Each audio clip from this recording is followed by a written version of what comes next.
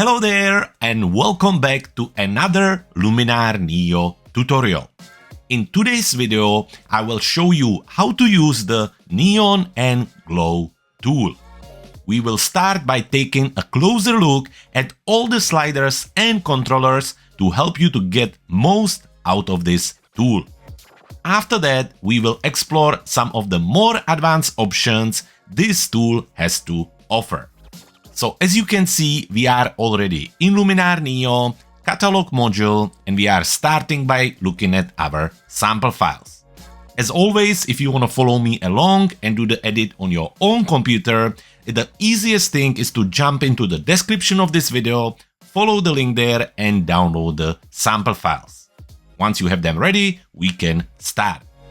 For the first part of our tutorial, we're gonna use the image with the deer on it. So simply click on it, select it, and then move it into Edit module by hitting E on your keyboard or clicking on Edit on the top of your screen. Once we get here, we're gonna move straight into the Neo and Glow tool. To find it, you need to go into your main toolbar, then go into the Creative section and click on Neon and Glow.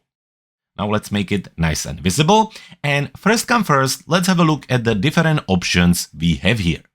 The first tab is available to control the neon effect.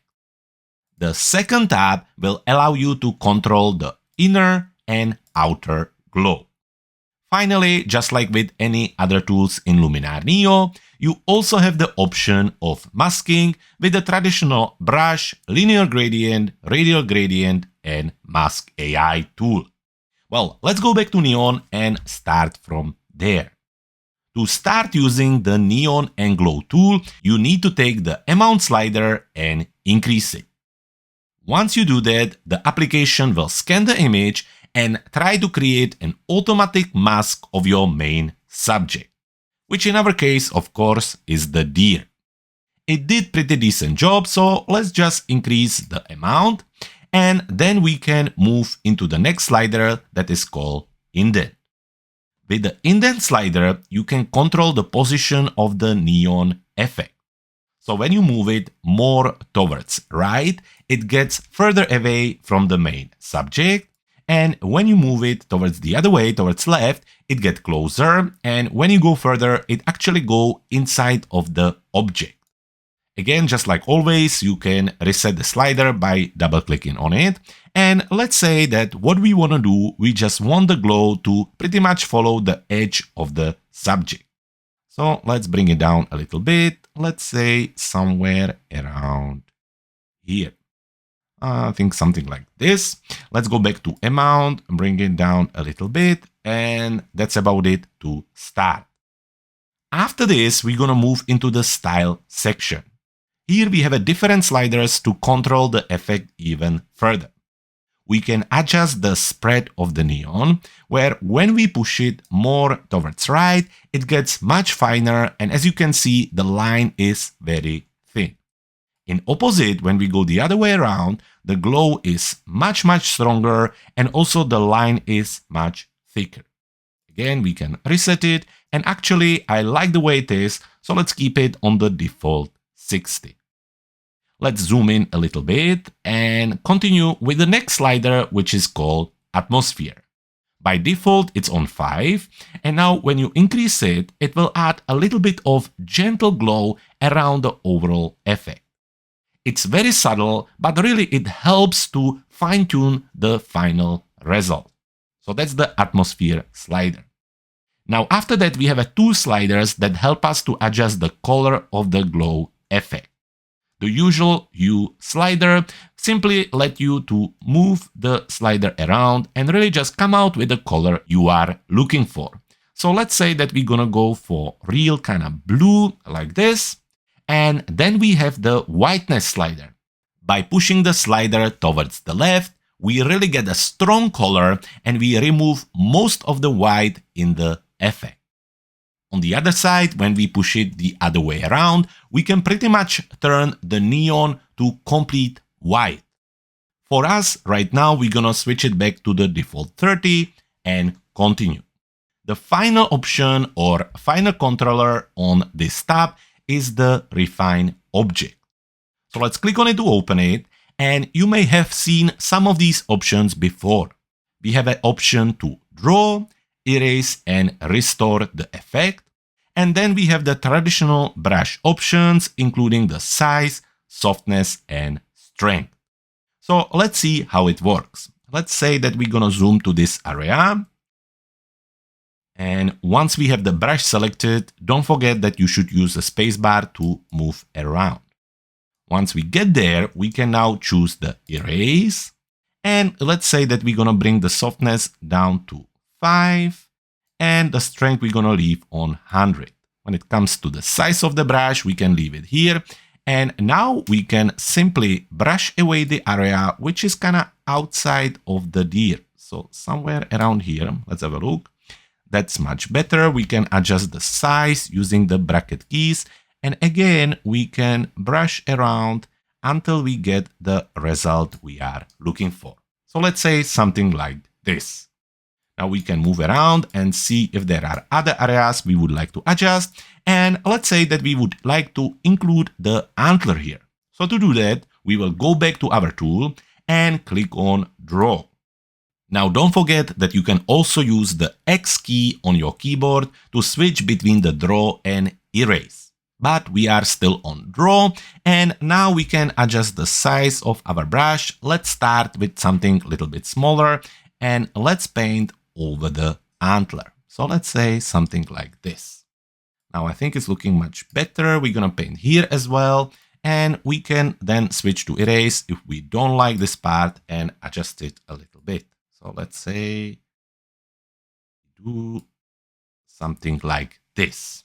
Let's do one more. Again, go to Draw and paint right here and see if that helps. Definitely here as well. And there you have it. Now, don't forget to keep changing the size of your brush as well as the softness. And usually when it comes to the strength, it's a good idea to keep it on 100. After that, it's really simple. You can have lots of fun with it. Now, finally, I want to show you what the Restore button does. So let's say that we have chosen the Erase, make the brush a little bit bigger, and actually remove part of the initial automatic mask. Now, rather than trying to draw it back by yourself, you can then choose Restore and actually just paint over the area you have removed, and it will restore the initial automatic mask. So there you have it. This is how the Refine object works. And it's worth to note that the Refine object and the mask is shared amongst the Neon and Glow. So you can adjust them individually. And if you want to do that, later on with the second sample image, I will show you how we can adjust them individually. Now let's zoom back out. We can do that by using Command or Ctrl-0, and let's move into our Glow tab. Here we have an option between the inner and outer glow. So let's start with the inner glow. Again, zoom in a little bit and let's see, position it right here. Now with the inner glow, we can again increase the amount. And as you're going to see, by doing that, we will get the glow, but more importantly, a color inside of our subject. Right now, it's turning to yellow, so it's not very natural. So the next thing we need to do is to adjust the color. Just like with the neon, we have an option of hue and whiteness. So let's start with the hue and make it blue, following the color of the glow. After that, again, we can adjust the whiteness, where we can really push the blue color by moving the slider towards the left, or you can pretty much turn it white by pushing it all the way towards right. By default, it's on 50, and maybe just let's bring it a little bit down so we have a fuller blue color. The next three sliders will help us to fine-tune the overall look. We have the option of the brightness, where we can make the overall subject brighter, or we can add or remove contrast with the contrast slider. So we can make it really contrasty by pushing it towards right, or we can remove the contrast by pushing it towards left. Let's reset it. And let's move to the final slider, which is called background. To show you how it works, let's just zoom out. And as you guessed, the background slider will allow us to make the background brighter, or when you push it the other way around, to make the background darker. So that's the controllers for the inner glow. And now we can switch to the outer glow. Again, let's zoom in a little bit. And let's have a look at the different options we have. Just like before, we're gonna start by increasing the amount slider. And then we can adjust the size. In fact, actually, let's zoom out a little bit and let's have a look at the size of the glow. So let's go somewhere here. After that, again, we have a chance to adjust the hue to make it similar color as the rest of the image. And again, we can make it a little bit richer or whiter with the use of the whiteness slider. For me, I think we're gonna bring it down a little bit to make it even more blue. In fact, I will add a little bit more amount here and add even more on the size slider to really make the glow stand out. Finally, once you move into the glow tab, you will get an option called sparkles. It's maybe close, you just need to click on it. And here you can add an additional effect to the overall look. To do that, let's use the amount slider and bring it up. Once we do that, you will see how the sparkles start to appear around the main subject. We have an option to increase it even further if we want to, and then we can adjust the spread of the sparkle. And we can also adjust the color of the sparkle. So let's make it similar to the rest of the image. Again, going for the nice blue. Now here is a little tip. If you want all the colors to be same, just keep an eye on the numbers here. So let's go back to our neon. And here we have started by choosing the 2, 3, 6 on our hue slider. Now coming back to glow, we can go back to the inner glow where we can add the 2, 3, 6. And similarly, on the outer glow, all you need to do is to double click on the number next to the slider and with your keypad add 2, 3, 6 here. Finally, same for the sparkles, double click and add 2, 3, 6. Finally, as I showed you on the beginning, we have an option of the traditional masking. However, I will show you how to use that with our second sample file. So let's go back to the catalog module. And here we're gonna select the second sample image. After that, back to the edit module. And now we're gonna try something a little bit more advanced.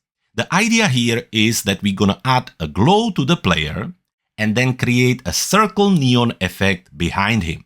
So how can we do this? Well, let's go back to our main toolbar, then Neon and Glow tool, and here we're gonna start by adding the glow. So let's click on the Glow tab, and we're gonna start with the inner glow. Here we need to increase the amount slider for the application to then scan the image and prepare the automatic mask on the main subject. Let's increase the amount, and first come first, we're gonna adjust the color of the player. So with our hue slider, let's make it nice and blue, somewhere again around 235. After that, we can adjust the whiteness, and I think that we're gonna bring it down a little bit to get even more blue on the subject.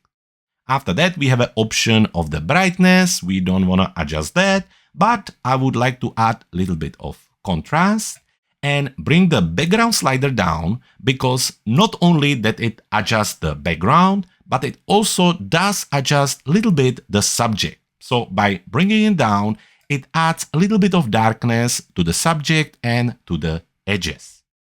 After that, we're gonna add the glow outside of the player. So for that, we're gonna click on the outer glow, increase the amount, and then adjust the size. So somewhere around here, you just need to find the right balance between the two sliders.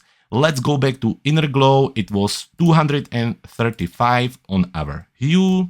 And with our whiteness, we can just adjust it by eye. I think bringing it down to 44 looks good. I would actually like even a little bit more glow, so let's add that with the size slider, and we are starting to look good. Finally, let's go into the sparkles and increase the amount, not too much, maybe just somewhere around 10 to add a little bit of extra effect to the overall look. Now again, we can adjust the color. Let's go back to 235, and that's about it. If you want, you can adjust the spread, but I think like this, it's looking good. So we have the glow inside and outside of our player, and now we want to create the circle behind him. So for that, we're gonna now close the tool, and then we're gonna reopen it again to create a new layer of this tool. Now we're gonna be using the Neon tab, and we start again by increasing the amount slider. Just like before, the automatic mask select the player, but this time we actually gonna use the refine object option to do our own selection. So let's go into the erase option, increase the size, bring down the softness, and let's just paint over the entire area of this effect. So just like that, it disappears. Now, what we want to do is to create a circle behind the player. And to do that, we're gonna click on Draw, and we're gonna adjust the size. Let's say that we wanna place it somewhere around here. The position is up to you. However, I would like it to kind of show in this area, maybe even between his legs, here and above the shoulder. So let's go ahead and place it somewhere here. All we need to do now is one click. By doing that, you can see that we have placed the circle over the player. I am quite happy about the position. However, if you need to adjust it, use the erase option and then place it again in the position you like. But for me, I'm happy, so I can click on Refine Object to come back, and here start with the adjustments. First come first, let's add, maybe remove a little bit of the amount to start with, and then we're gonna adjust the indent. Again, we can make it a little bit smaller, so we can do something like this, or we can actually make it much bigger. So this is very much up to you. I think that I would like it somewhere here. After that, we're gonna move into our style, where we can increase the spread slider to add a little bit of extra glow. Again, we can add a little bit of atmosphere, and we're gonna adjust the hue to the 235 to get the same color as the rest of the image. With the whiteness, I think we're looking good. Maybe if we want it a little bit more blue, we can do that. And looking at it, I would like the glow or the line of the glow to be a little bit thicker. So we just need to come back to our spread slider and get it a little bit thicker by bringing it down. Now we have our circle with the glow. However, we would like to place it behind the main object. To do that, we're gonna be using masking. So let's go ahead and click on the masking tab. And here we have multiple different options. One of the options is to use the mask AI. So let's do that. We click on mask AI here, and the application will scan the image and give us the option to select different objects on the image. As you can see, the first option is the human. So let's do that. Let's click on the human and give it a second to select it. After the selection is made, you can see that it's not exactly what we wanted to do, but don't worry, it's really easy to fix. All you need to do is to click on the arrow to come back, then jump into mask actions and click on invert. By doing that, you will now adjust the mask and the circle will appear behind the player. Once we close the tool, you will now be able to go to the top of your main toolbar, click on the edits, and you will be able to adjust individually the circle and also the glow inside of the player.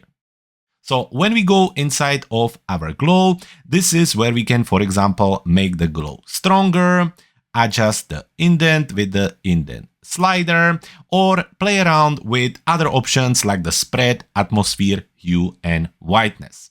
Same for our glow. You just go into the glow tab and use any of the options here to make the effect stronger or maybe a little less stronger depending on the result you are looking for. Finally, to finish it off, all I would do, I would just crop the image. Let's say that we're gonna go for the square result. Let's go somewhere here. And once we're happy, we just hit enter. So there you have it. This is how you use your Neon and Glow tool, how you use all the different sliders. And also, this is how you can really take the image, use some of the advanced technique, and create something really creative and special. Now, before I let you go, I want to quickly remind you that our Luminar NEO Autumn Bundle is back. It offers over 721 new autumn elements to power up your favorite Luminar NEO tools.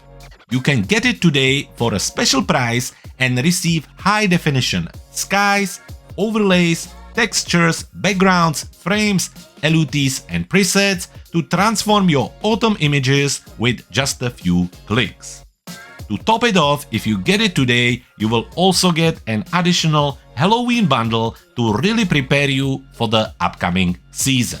To get the best possible price on this bundle, make sure that you follow the link in the description of this video. And to find out more about it, head directly to our website, cleverphotographer.com. And there you have it. If you want a copy of our popular Luminar NEO shortcut cheat sheet, there is nothing easier than heading to our website cleverphotographer.com/LuminarGive. While you're there, you can also check out one of our popular Luminar NEO products, or you can stay here and watch more videos about Luminar NEO.